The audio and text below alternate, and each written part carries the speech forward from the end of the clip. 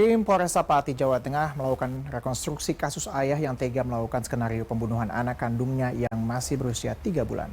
Untuk menghindari hal yang tidak diinginkan, polisi pun melakukan rekonstruksi dengan peran pengganti dari permukiman pelaku hingga TKP pembuangan bayi.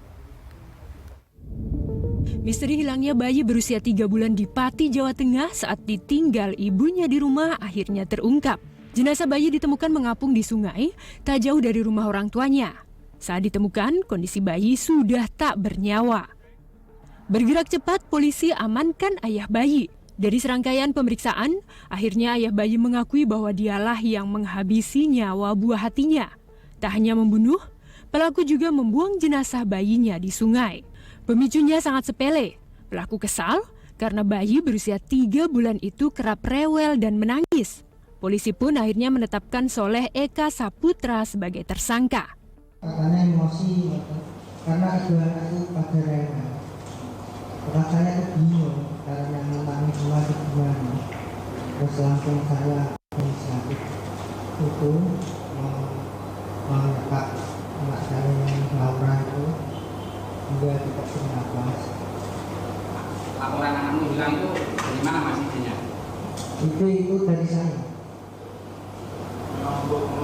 Ya, untuk membuat alibi rekayasa. Saat ini, Satreskrim Polresta Pati, Jawa Tengah melakukan rekonstruksi kasus ayah yang tega membunuh anak kandungnya yang masih berusia 3 bulan. Dalam rekonstruksi, polisi menggunakan peran pengganti untuk menghindari hal yang tak diinginkan. Rekonstruksi dilakukan dari Kampung Kauman, Kelurahan Pati Kidul, yang merupakan rumah pelaku, hingga Sungai Kaliampo, Desa Wangunrejo, tempat pembuangan jasad sang anak yang berjarak sekitar 20 km. Hingga kini, pihak kepolisian akan terus mendalami kasus tersebut. Untuk membongkar motif yang telah direncanakan, juga menganalisa pelaku apakah mengalami gangguan kejiwaan atau tidak. Namun hingga kini, polisi memastikan kondisi kejiwaan yang bersangkutan masih tergolong normal. Kami menilai dia masih normal. Untuk saat ini kita belum mengagendakan untuk pemeriksaan kedua.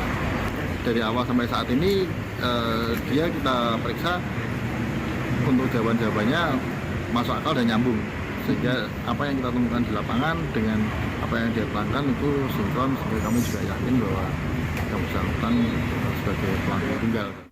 Atas perbuatannya, pelaku terancam pasal berlapis tentang Undang-Undang Perlindungan Anak dan pasal 340 KUHP dengan ancaman hukuman 20 tahun kurungan penjara hingga seumur hidup. Jamaah, Pati, Jawa Tengah.